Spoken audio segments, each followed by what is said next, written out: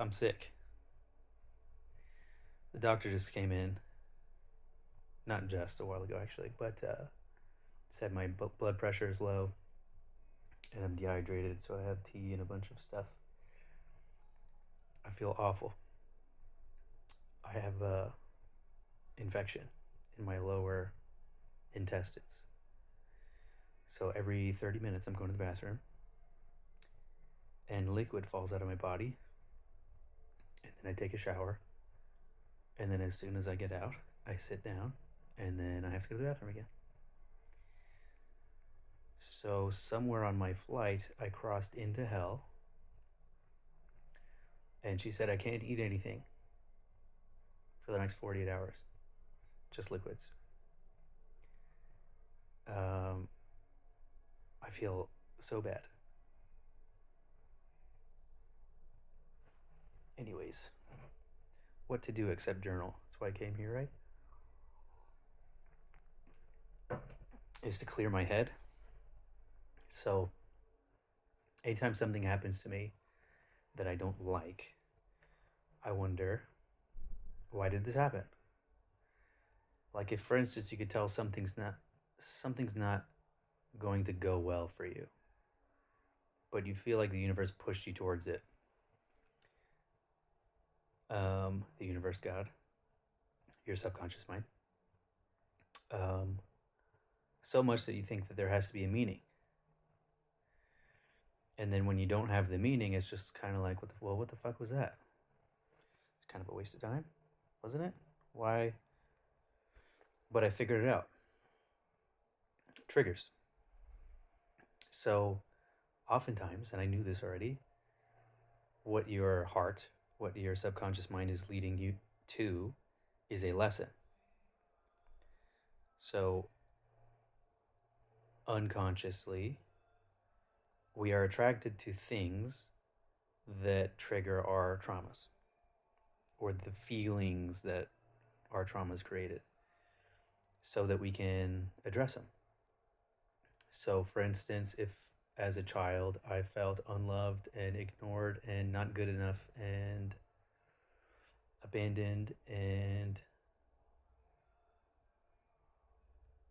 my brain is barely on, and whatever, then I will seek in real life situations that trigger me, people, so that I can fix that. So I can fix it permanently. So life isn't about avoiding triggers. Like at a certain point, if you get triggered, you have to set a boundary, and then once your boundary is set, then you can think clearly. Because without a boundary, you're kind of in fight or flight still, I think. So once you have, once you're not all up in there, all up in your feelings, then you can kind of like, okay, so what was that about? What was the lesson here? What was I supposed to learn? Because like I know enough to be like, that's trouble. And I know enough also to be like, that's trouble, and I don't want to waste my time or their time. And then, yeah, just felt like there was some kind of magnetic pull, and then it's pointing what you see in other people. You're projecting your feelings. So, how I feel inside, I get to bring someone into my life and point at them and say, you make me feel unloved, unworthy, ugly, not good enough. But any like you can put anyone in that place. It's not a specific person. No matter where you go, there you are. And everything's nailed to a hammer. So what I've come to understand is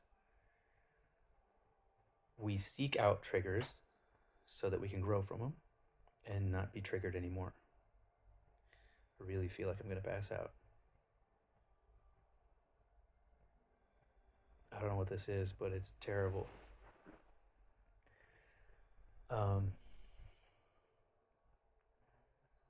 So anytime you have feelings, if you're upset about something, it's because you don't understand it yet.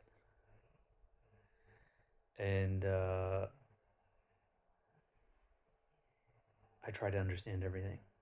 I don't like mysteries. I can't just be like, okay, well, let's ignore this for a decade and then hopefully it never comes up again. Like, I need to figure out what it is. So I realized that that's what God, my subconscious, whatever is doing, is teaching me where I have to work on.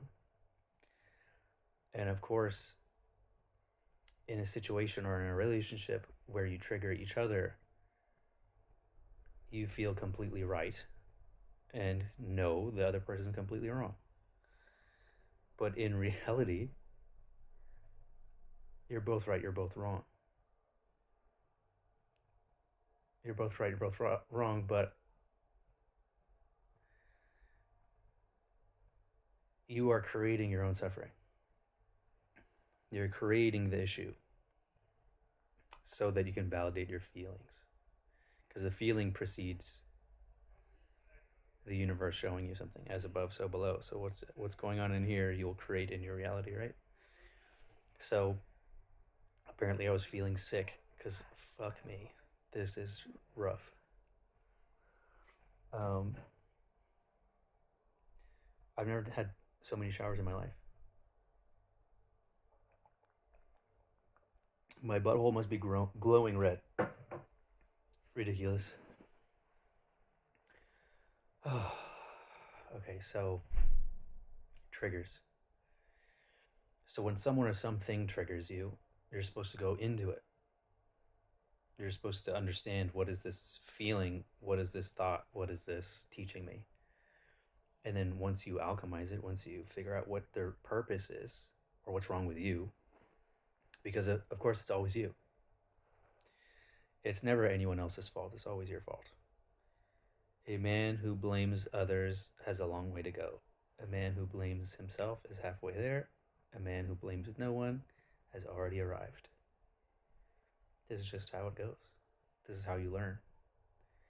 You learn in real life by doing things. Not from books, not from self-help seminars, not from a yoga practice, not from mushrooms. Like you learn from life. Life is the best teacher. So as much as I think I know, which of course if you're on any type of spiritual path, you know nothing, but as much as I've learned, I still have things to work on. I keep thinking why I'm not where I should be yet. And it's because I haven't. Here's the thing is, what you don't fix, the shadow of the parents are passed down to the children. So your shadow aspects. I'll give you an example. I know someone who's probably gay and in the closet. And to me, it's very obvious. And I would never, I don't want to tell people. But I was watching his dad dance. He brought like a Speedo and he started dancing. And I was like, that's a little gay. And I was like, oh. Maybe there's an aspect of the dad that the son absorbed. There was some clear connection there. I can't quite. I haven't thought it out yet, but I could tell, like, oh, this is like something unresolved in the father is now the child has to resolve. And not that being gay is a bad thing, but being gay in the closet means that he has a shadow, the son, that he's running from.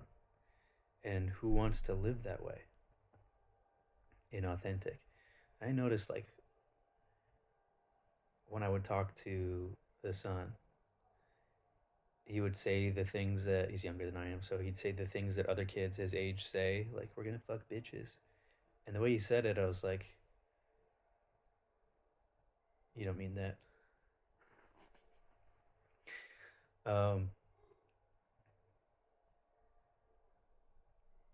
So I also noticed so anxiety, depression, these types of things are passed down genetically.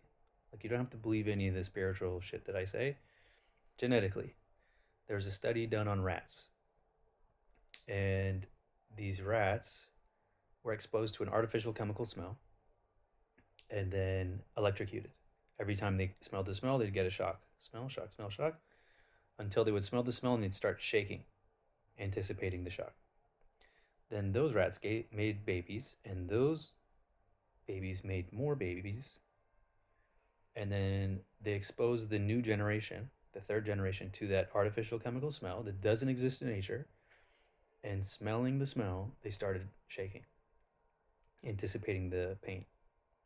So pain is recorded in your DNA. That means a lot of people that are depressed and have no reason to be are carrying all of their ancestors' pain. There was a lady in Denmark or something like that, a Nordic country. I think she was Persian, actually. She was Middle Eastern. And they just legally euthanized her. Like,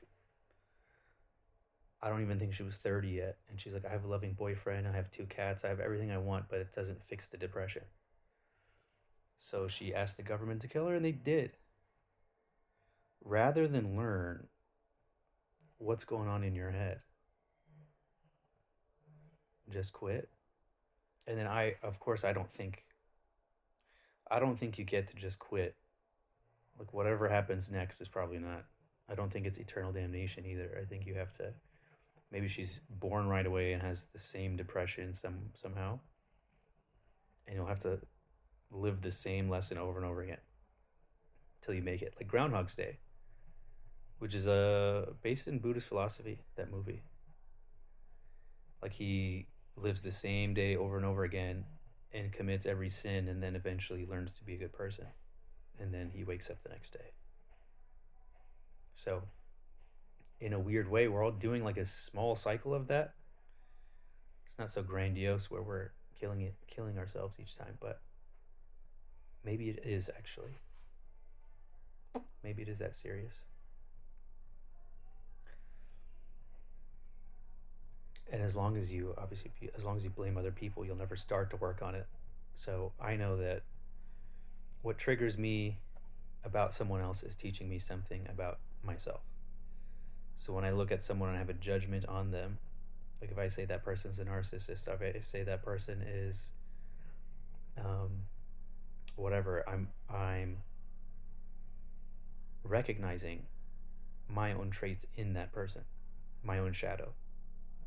And I understand that you're not supposed to be a monk and live in the woods and never commit a sin and blah blah blah Jesus, but you're supposed to integrate your shadow. So how I learned this through a real life thing is there was a family I was really close to, and I don't like giving specific examples because I don't want people to judge or hate the people, because in reality, like, it could have been someone else that taught me the lesson. Just happens to be, this happens to be the circumstances that made me aware of something, my shadow. So I paid for a dinner, and I heard one of the people say something rude, like basically something that I didn't like. And it felt pretty shitty for paying for someone who thinks of me that way and talks about me that way, like 3 feet away. And I had a very visceral reaction to the person, and it really got me into my ego. So I was really angry. And then 4 years, honestly, 4 years, I was giving negative energy towards that person. I hated that person until I realized that he was the physical embodiment of my shadow.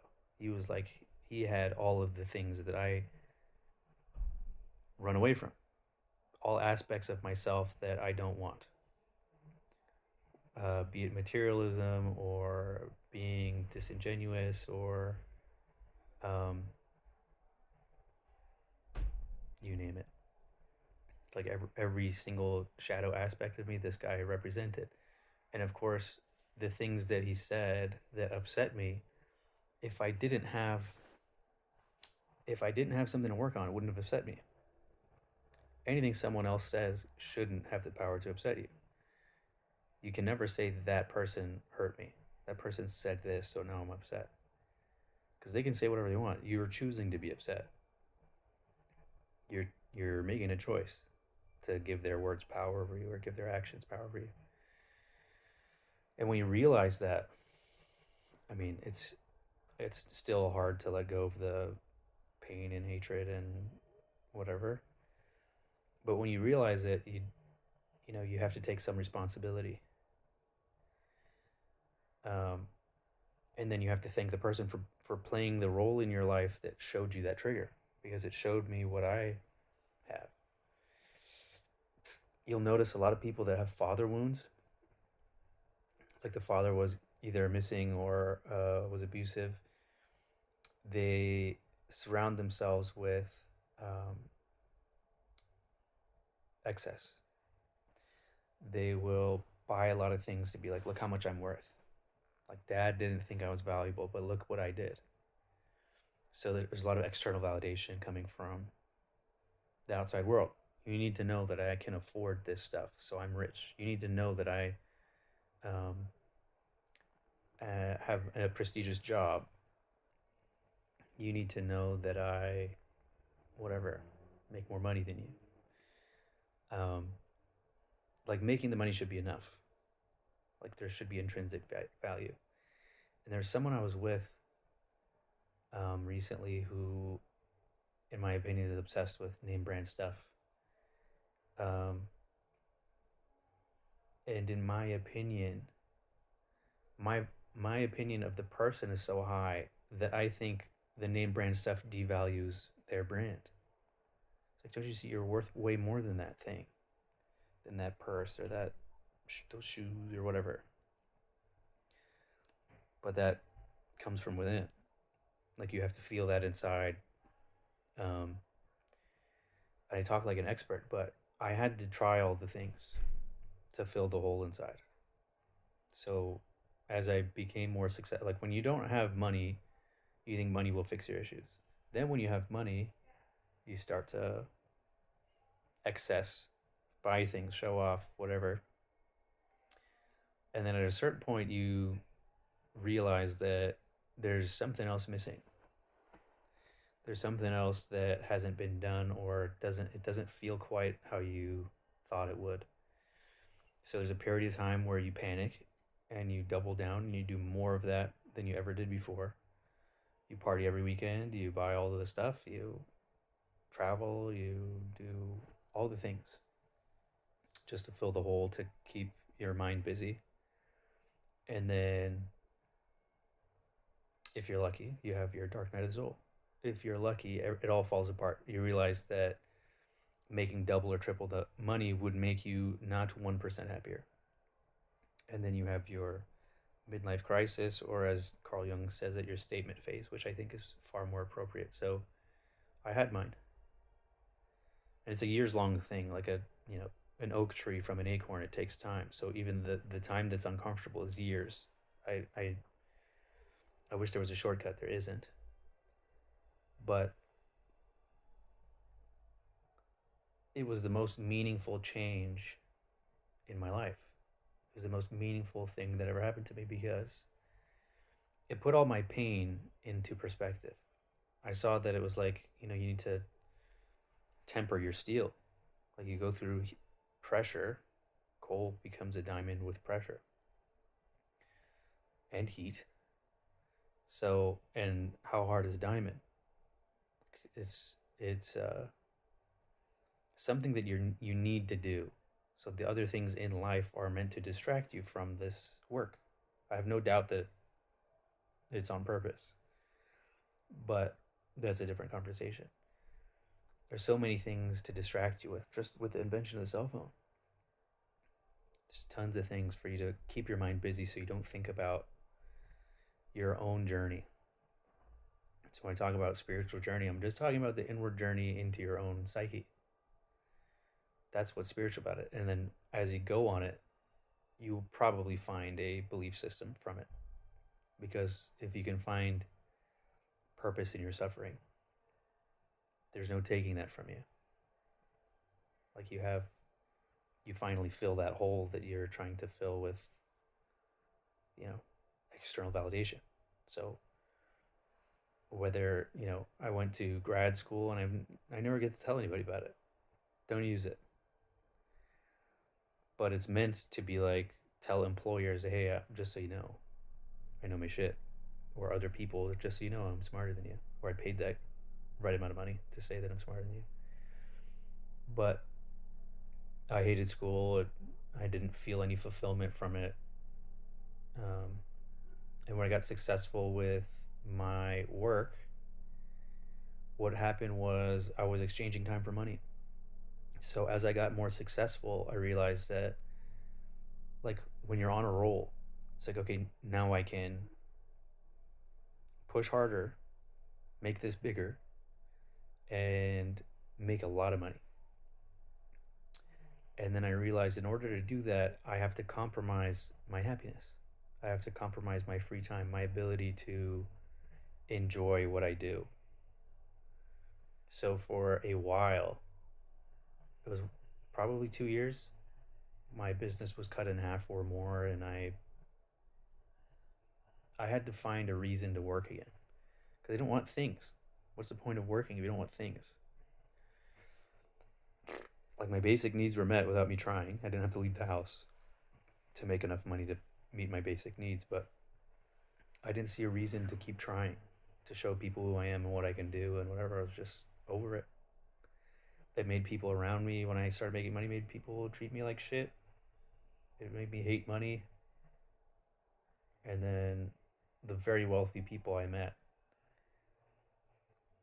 the people that can buy anything, seeing them up close and seeing that they have the same problem was like, oh no. So the answer isn't here.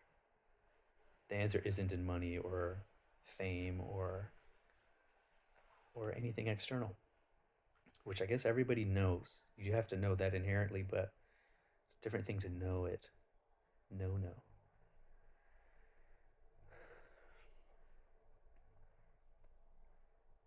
And basically being triggered is how you figure this stuff out. Like, that's why it happens. Is so that you go on this inward journey and be like, what's going on with me? Not fuck that person. But why fuck that person? What's wrong with me?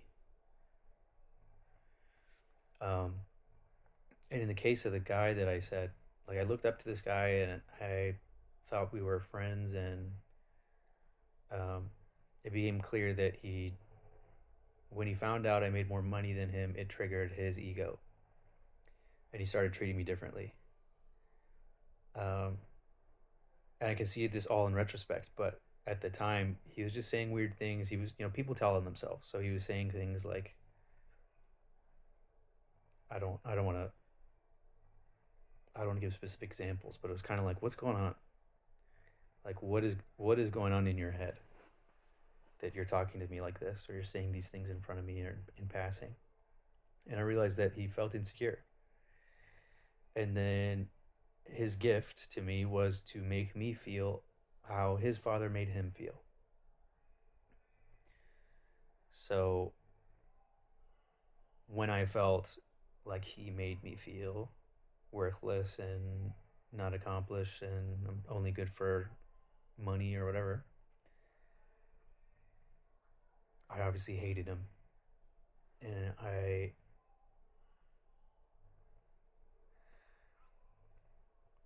wanted revenge. I wanted blood. I was like, fuck this person. And the entire time I was in that emotion, it seemed like every door opened for that person. It's like a lot of things went well for them and was not going well for me. So in this sense, I think it's a spiritual lesson, because it's not just psychological. I could see somehow there's energy, and somehow my negative energy, if you're giving negative energy to someone, you're thinking negative things in your body. So your body's making the chemicals and hormones to make negative energy. And I suppose you could try and curse someone with that, um, which I suppose only works if they believe it. But um, why live like that? Why drink poison and expect someone else to die? And I realized that anyone who's triggered me, it's kind of like, it means you were on the inner circle, I guess. It's like they cared about you a lot, to trigger you or be triggered, because we only reserve that for people that we care about their opinions. It wouldn't happen if it was just random. It's a random person, like this Tesla driver that flicked me off. Like I would love to run into him again, but not to hurt him, but talk to him, see what's going on. Because I bet you he's dealing with something like this, and he's looking for something externally to validate how he feels. And I realized what that guy did is, like, I was doing that in my relationships, and my relationships were doing that to me. Like, I've never had people have, like, the people that say they love me have the lowest opinion of me, which is like it's so bizarre. And then you want their approval.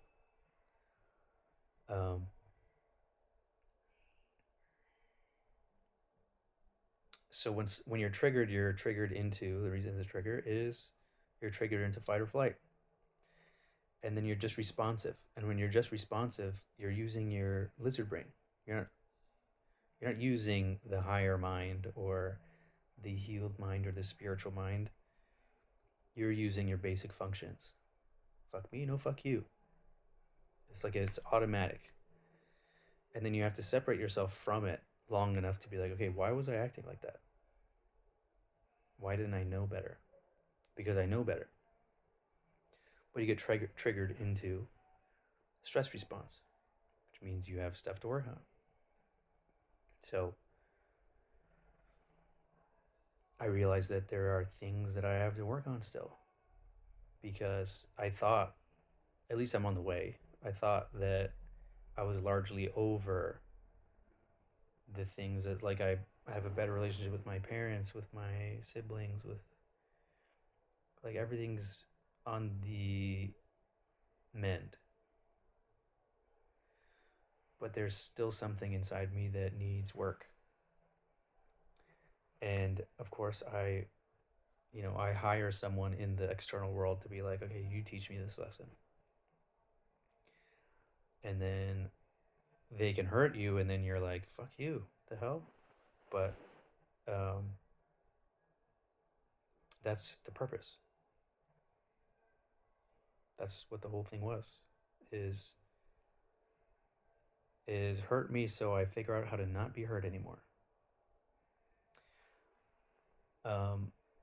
Modern therapy teaches you how to get over things, how to have the tools to move on. But I think moving on isn't enough. I think forgiveness isn't enough. To actually get over something, you have to see the actual purpose in it, and you have to love the person that taught you the lesson. Not give them free reign to do whatever they want in your life, or let them back in your life. But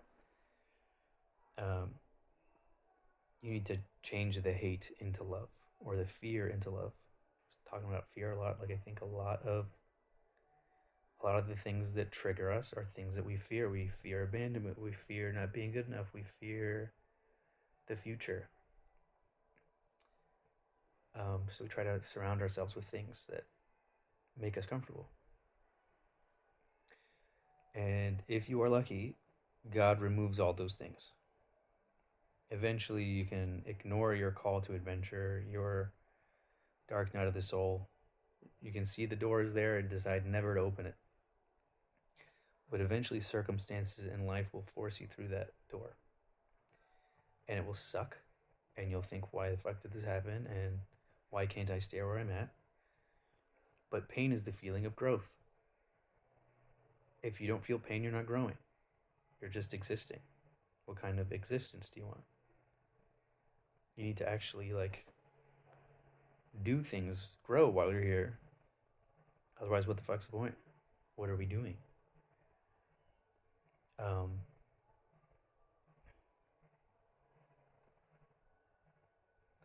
Like year over year, I change a lot. And I know that I'm still changing. So probably why I'm not at the next phase of life is like I'm not who I'm supposed to be yet. I still have things to work on because I don't want to transfer my demons to my kids or my spouse or my family and friends. You know? Because I can see how that happens when I see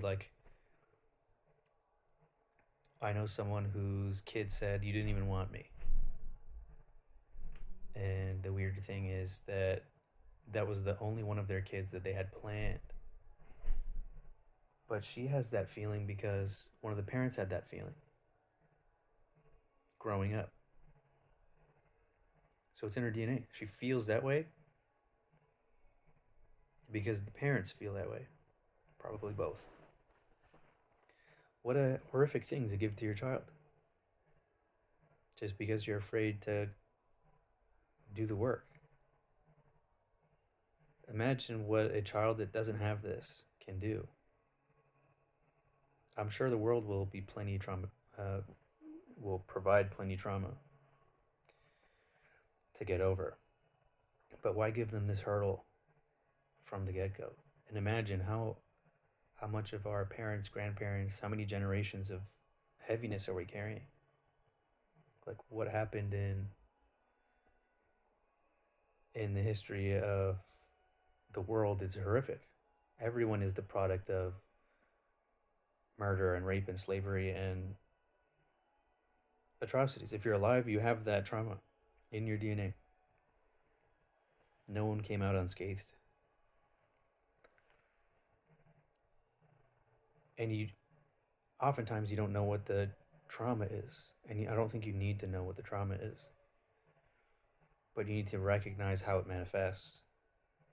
Like if you're distrustful of people, if you push people away who you care about,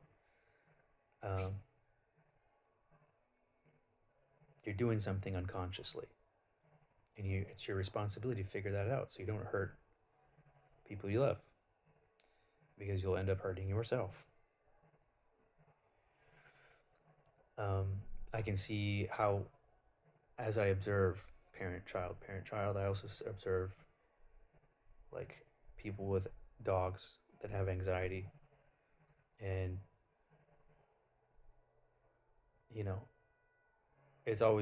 it's interesting to me now that my eyes are open. It's like, oh, this is your anxiety.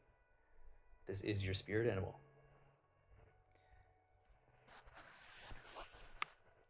Spirit animal. Did you see? I'm not totally alone.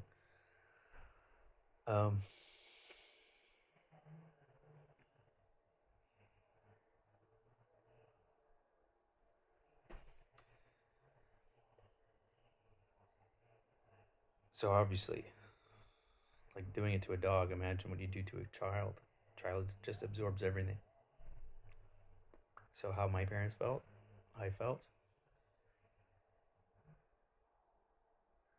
And I've been searching for an answer to how to fix that my whole life. And as I think and meditate and journal, I start to figure it out. That's the purpose of this.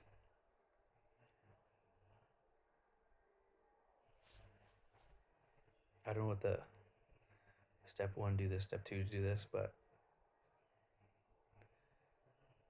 I know that triggers are meant to help you. It's not an accident. And once you know that there's a purpose to it, or there's what the trigger is or whatever, just knowing about it it stops hurting, which is like a great step in the right direction. Like that heaviness you have in your heart goes away, and you can sleep through the night and not have anxiety and nightmares and whatever, because you're figuring it out. Like, it takes conscious thought, it takes effort. I'd love to be able to go to a church or to a seminar and have someone pray over me and just be done, or do breath work and whatever, or a mushroom trip. Like, you'll feel good, but eventually trigger comes back. You start over. It's temporary. You actually have to do work, and the work is waiting for you whenever you're ready, I think. And I've been thinking, why did I get sick? I came all the way to Greece to be in the sun, and I'm not allowed to leave. I definitely can't go in a pool. There's signs everywhere that says don't go in a pool when you have diarrhea. I don't know why. Well, I mean, I guess I do know why, but I thought it was because of transmission. But I would assume chlorine does something to that. All the water here, the shower water and the drain water, is like salty. It's like salt water. I've never brushed my teeth with salt water before. I don't know if something's wrong. Maybe this is why I'm sick.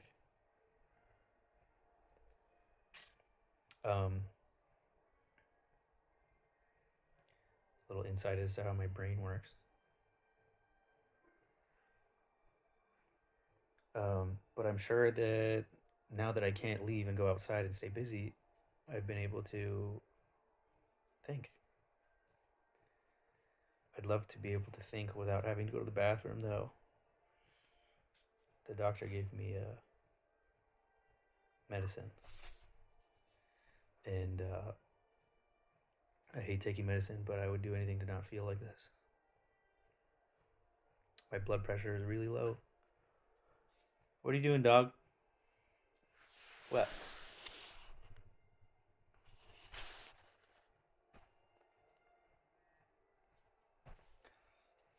My poor friend is having to keep herself busy. I'm like, hey, I want to get out of town. Are you available? Yeah. All right. Where do you want to go? I hear Greece is nice. Cool. I'll meet you there. And I've just been in the room. I think she's at a shipwreck or seeing turtles or something. Thank God there's 2 beds, but I wish they were further apart.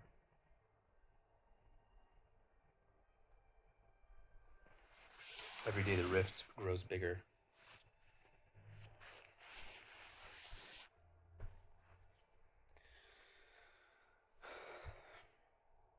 Ugh, I feel so bad. Okay, well,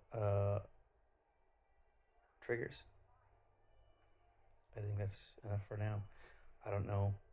I think I'm still working it out, but I'm onto something here. Because I was having nightmares. I was having really bad thoughts, and I was having, just wanted to make the pain go away. Like, I'm familiar with that feeling, but you have to go into it. You can't avoid it. And now I feel, I mean, physically, I don't think I can feel worse. But mentally, spiritually, back on track. Okay? At least promising. Okay, I will see you whenever I see you. Bye.